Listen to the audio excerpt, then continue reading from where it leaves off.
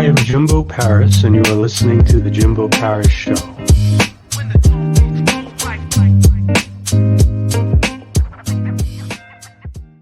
All right, how's it going, everyone? This is Jimbo Paris. Welcome to The Jimbo Paris Show. And today we have Dr. Mohan Ananda, and he is a CEO of the International Acquisition Corp. And he operates sort of a blank check company, and he's the executive expert of the Second Opinion.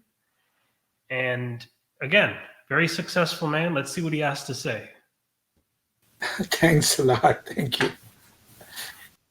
Okay, great. So can you tell me who you are, what you're about, and what your message is? Yes, let me start a little brief background. I came as a student from India in 1967. So it's much older than you, many years ago. And I came to Pasadena, in beautiful part of Southern California, as a student at Caltech, California Institute of Technology. And then I lived throughout the rest of my life in Southern California. I have three stages in my professional background. I started as a scientist. In fact, I have a PhD in astrophysics, worked with NASA on interplanetary travel. And also, I'm kind of one of the key architects for GPS, Global Positioning System. So that's my science-related stage one. Then I became a lawyer, and I've been a lawyer, of course, ever since. And I helped with technology companies, intellectual property areas, starting, raising capital for them. So things of that type in my second career. Then I converted that into become an entrepreneur, and I have started a number of companies. Some are failures, some are successful. I took three companies public. Actually, this is the current one. Fourth one is the four companies public, and I have raised over $1 billion in the public market. And I also, one of the companies I started, I sold it to, it is a public company. Then I sold it to a private capital people for $6.6 billion. So that's kind of a summary of my background. All right, excellent. And you have an extremely impressive track record. You know, you've accomplished quite a bit. Thank you. So where did this passion begin? I came as I said, a student. My interest was doing something very innovative. I mean, scientific. Because of course, when you're young, you always think of creating something wonderful. So that was my interest. Then, as I did a lot of interesting things, actually, I'm traveling throughout the world actually, and also I happen to be more of a liaison for United States with the NATO countries on GPS, because GPS is a weapon system. So, but since I was traveling, and my wife is also a physician, so she's very busy working. So it kind of made me to say that maybe I should change my career, and that's how when I became a lawyer, because I don't need to travel a lot. So that transition happened. But while working with as a lawyer, I started working with very, very smart people, starting companies, very. So I thought maybe I should follow them and became an entrepreneur myself. So passion is more of a transition. The initial was science, but then I knew as you get older, you cannot be that creative. If you go back and look at all the Nobel Prize winners, most of their work, 90% of their work was done when they are young, below 30 or around 30. But as you get older, so I knew maybe I'm getting older, so I want to become more of a businessman, not looking at fundamental science. That's just a kind of an add to what I said. What do you think was your first step into science as a child? It's just coming back from India, parents always like people to get good education. So that's kind of something I'm, socially I'm used to. So I used to be a good student. I mean, I am still a good student, but I've been, so yes, the good students end up in science. So, and mathematics applied, of course, science is practically mathematics in the sense. So I was good in mathematics. That's the how I ended up in. So I wanted to do more like astrophysics. Physics is solving fundamental questions of universe or science. So that's how I ended up in. Hmm. Okay. Do you think your experiences in India may have helped you as a scientist, the culture? I don't know because I was young. Of course, the parents always support or insist you go to school and you study well. I mean that is very much, at least in the family friends I know. Because the way the parents think, the education is the best wealth you can give it to the children because they can use the education to be successful. And I still believe in that. Education is the way to change the world, and people have to be knowledgeable to do the right thing. When you say do the right thing, what do you consider the right thing? That's a very, very important question.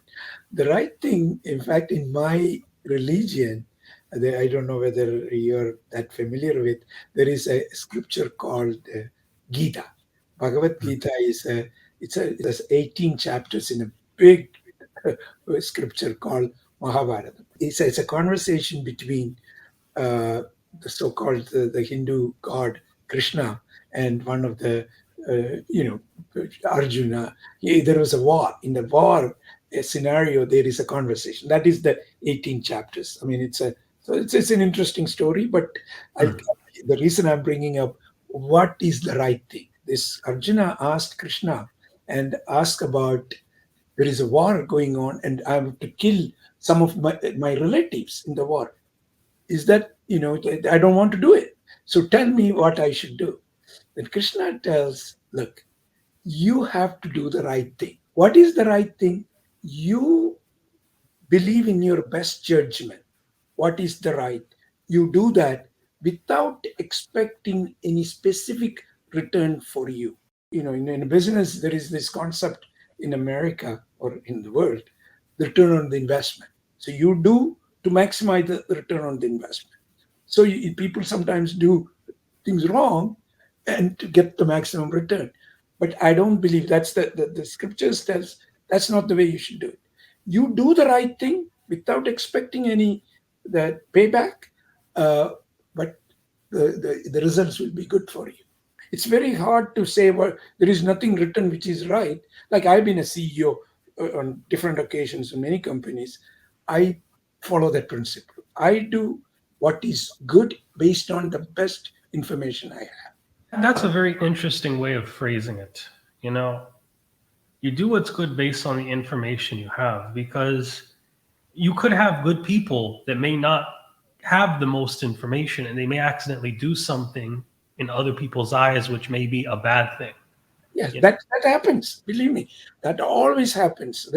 But you have to, in your own mind, using your common sense, use that to distinguish whether you're getting the right information. So you have to do your homework. But things can go wrong. That happens. But the right thing is based on your convictions. What you believe is this is the right thing to do. That's a tough. Nobody gives you and tell you these are the right things, these are bad things. No, you have to make the judgment. That's your judgment. And that's a very interesting, philosophy that you have. And can you give an example of when you've actually experienced this in your life? Every step of the way. Every step of the way. For example, when I got my admission to uh, college in America, from India, I had job offer from India. I mean, a good job offer. My parents were very thrilled that I got it. Because they didn't want me to go that far. It's a long way from India, and I didn't have any. This is 1967. No friends, no relatives, nobody. So I'm coming to a strange country, a strange way. So they said, you now have a good job. You can be very successful. Why go? They were not really in support of my coming to America. But I said, look, the reason I'm going is not for making money or anything. I mean, of course, you need money to live, but I got admission to one of the best universities in the world, California Institute of Technology in Pasadena. It's in fact another, I would be working with Richard Feynman, a Nobel Prize winning physicist, and I'd be working with the greatest mind in the world. So I said, that's what I'm going to do. I mean, of course, I have to convince my parents it's okay, nothing will happen, I'll do fine. So, as an example, I started from there and I continue to do everything I do. I look at, is this the right thing to do? And then I go. As we kind of go more in depth in your career, can you talk about the acquisition corp a bit? Oh, that is a very recent. SPAC is a special purpose acquisition company. And SPAC is a blank check company, meaning it does not have a company really. There is nothing is done. You go to the market, meaning to the investors, and say, look, I know what I'm doing. I want to raise money, and I tell them this is how I am going to. I will find the right company in the space. Like when I went for this pack, I told them I'm going to do in the digital technology, meaning the up and coming or in related artificial intelligence or anything which is the state of the art. I'm going to find a company and merge, but I need to raise the capital. So I went and convinced the market. Then I went for an IPO and raised 230. As a matter of fact, we went for 200 million. We had about $1 billion on the table. People were ready to invest $1 billion. I mean, the investment banking people told me, uh, do you want to increase your raising capital? So I thought about it, but there is it's always a good and bad. But I made a decision. No, I'll just use that what's called over allotment, which is 15%. So 230 we raised. So we had a very good support from the investment community, thinking they think or they thought we would be able to come up with the right company to merge with, which we haven't done yet. I'm in the process. Hopefully it will happen soon. As soon as once it is, I then only I can disclose it. I will make the announcement. And that's the confidence they had in, all SPACs are like that. Of course, they thought I have a good experience, what I have done. And now it's like a conventional IPO. I've done 3 conventional IPO, which means you have a real company and you go to the SEC and say that, look, there is an S1 registration and all, a lot of regulatory requirements. And but they are looking primarily at the numbers, meaning, how much money you revenue, how much profit or how much EBITDA, things like that. And based on that, you can raise the money. Here in the SPAC world, no revenue, nothing, but they are looking at the people. The team is good, so they will bring the right connection or demerger or de-SPAC and bring the company to the public. So from what I understand, one company brings together more of the money aspect, you bring together more of the people aspect, and then they come together. Yes, but they don't in this demerger. They don't go to any investment. They just come to us, and we make an agreement, and then it automatically becomes public. General an IPO is a one company with one step going public. Here, the company is already public and raised the capital, and we bring the company to it and demerge it. So it's a easier process rather than the conventional IPO process. If you could just explain what the demerging is. Demerging is combination. That is our company. Like for example, we have this Innovative International Acquisition Corp. Is the company which is actually registered in Cayman Islands.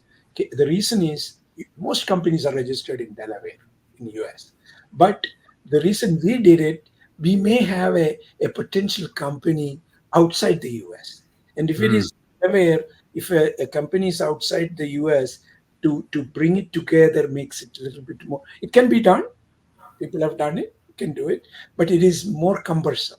But if you start with a Cayman or an outside company, then the demerging will become much simpler because the regulatory requirements, filing papers, that makes much simpler and it's faster. So that's the reason we did it. Now, once we find the company, could be anywhere, Europe, Asia, doesn't matter. Then we bring the we submit again. You have to go through the regulatory requirements like filing what we call S4, and if it is a overseas stuff, sometimes F4. That papers have to be filed, and also they have to make sure that everything is done properly. Then you have to get a shareholder approval. Our shareholders have to say, okay, this is a good merger or this is the right company. And once you get the approval, then you become listed in the company. That's the process. So I think this is a great stage to actually get into your experience in Stamps.com as well. You were the founding chairman. Can you get into that as well? Yes, certainly. That's the place I'm sitting, that's where I started the company. So that was 25 years ago. At that time, I started uh, doing research myself and applying for patent for myself. And it's 92, I came up with this so-called patent application for e-commerce. My patent. I have three or four patents in that space, and all of them are like foundational patent in the e-commerce. Now you see e-commerce everywhere. The whole world is in the e-commerce space. But when I started, there was practically no internet. Internet is just starting. But I saw the growth in that space, and I created that technology or platform, which is basically very, very simple even looking back. But at the time, it was not understood. It is a very secured communication through internet, and to make sure, like if you know the SaaS or the software as a service, that's thing you are basically providing the capability to a customer, but you're kind of you're the developer or the provider in charge, but they can use it, and but you control, so you know how they use it. So that technology was developed. Of course there have been amazing new improvements subsequently, but mine is more like a foundational patent. With that patent is how the stamps start. The stamps, the concept is, I don't know whether you're familiar with Pitney Bowes machine, franking machine, which of course is a machine which has a gadget with which then you can print stamps. So it's secure because of the Hmm. gadget. I said you don't need any gadget. You can use any computer and do the same thing, which is really the because you're printing money now. Of course, you can't do it without the approval of the United States Postal Service, and either they approve or they don't. If they approve, you're in good shape. But if they don't approve, you have nowhere to go. But this technology is the the way you could do it because you can securely print money and you can control. I mean, of course, you can print, meaning you have you can clearly identify it, who did it, how it did, how much it, everything is uh, you can control, or somebody can know, meaning the whoever the authorizing person can. But anyway, the technology was developed, and it's a very hard job to convince. Of course, you have to raise capital to start a company, but nobody would. When I went and talked to many venture firms, they liked it, but they said they can't put any money in because USPS has not done any new technology, and if they don't approve, you're out of it. So if they get the approval, you get the approval, then come back. We can talk about it at then. But anyway, so I had to put my own money into it. But I went and talked to the USPS, and of course, they finally we got. So it's a hard work. They approved, and then things start evolving, and the company became. After this, you sort of got into telemedicine as Yes, well. telemedicine is another, of course, in my opinion, it's the most innovative thing. The reason being, the practice of medicine over the last however years we know has been similar. People go to the doctor, and in my family, we have a lot of doctors. My wife is a physician, she's a neurologist, and my son is a neurosurgeon. And I have many relatives, a lot of, in fact, in my family, of close family, there are 27 physicians, and also a lot of friends we meet. They're all physicians. We talk about medical things, but the actual service, providing service, healthcare service, is not changed very much. People go to the doctor, doctor looks at and they prescribe and things like that. So I thought maybe one of the things to think about is using technology into the healthcare service. So that is when we started the so-called second opinion. You don't need to go to anybody. Use the telemedicine platform. Of course, the pandemic made it very, very, almost needed because they didn't want to go, and that is happening. And that company, Second Opinion Expert, is doing very well.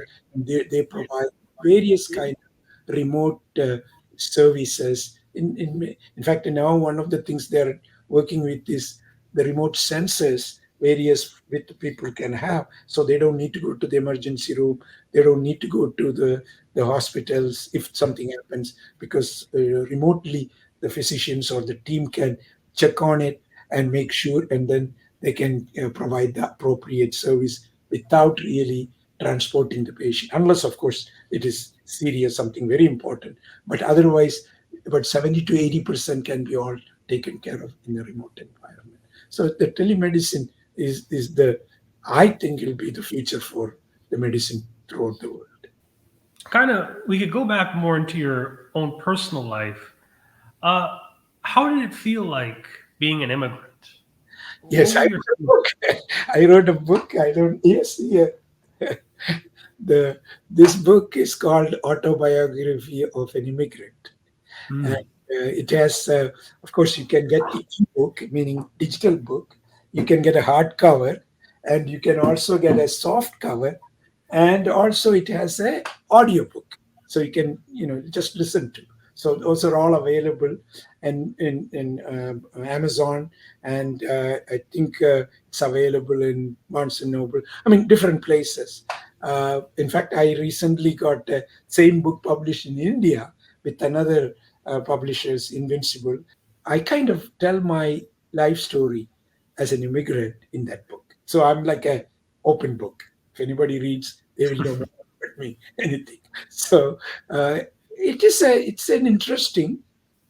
I have personally not experienced any uh, discrimination. However, I have seen quite a bit of discrimination, seen not through myself, but in many ways, in many areas. Of course, when you come as a young student, uh, you don't know anybody, and you just have to, make sure that you act accordingly to get, people like you. You have a desire that people like you, so that you don't get treated bad. So, which was not that difficult for me, because it's a very simple and very active as a student. In a very beautiful city, Pasadena, they all looked fine and no problem.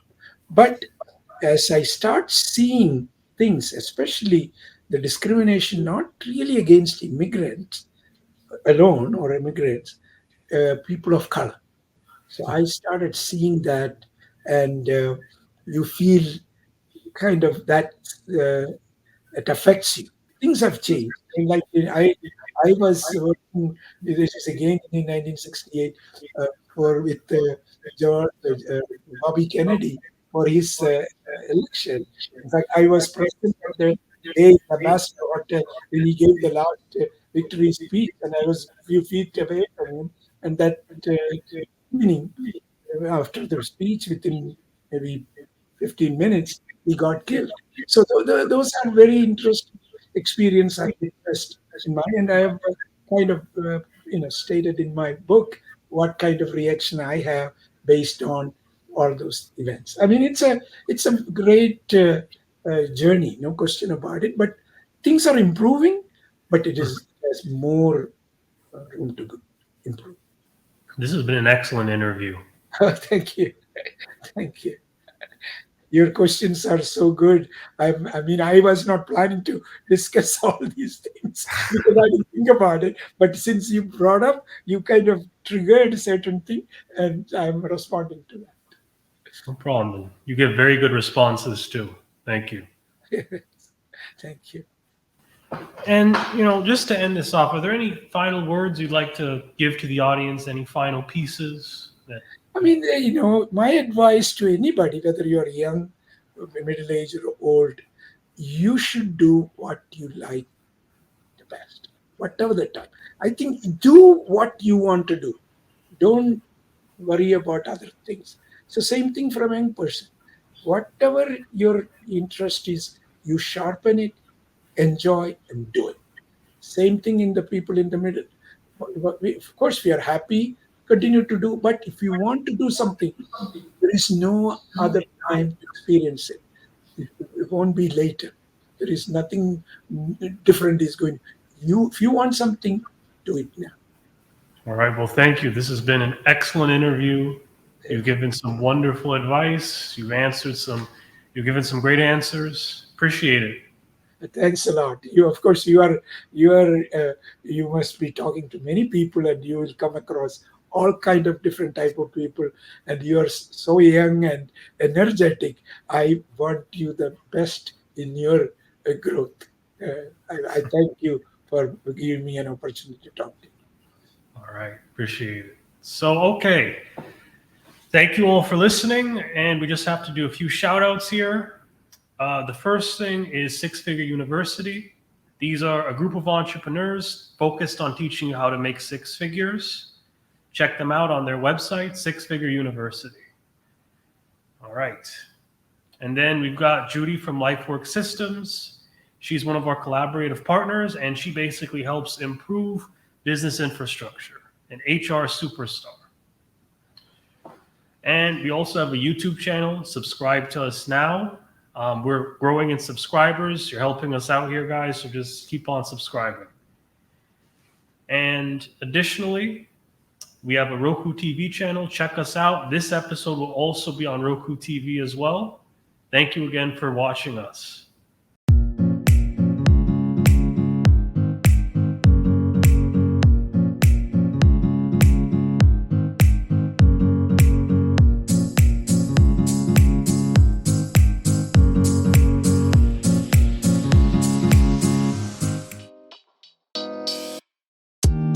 Thank you for listening to the Jimbo Parish Show.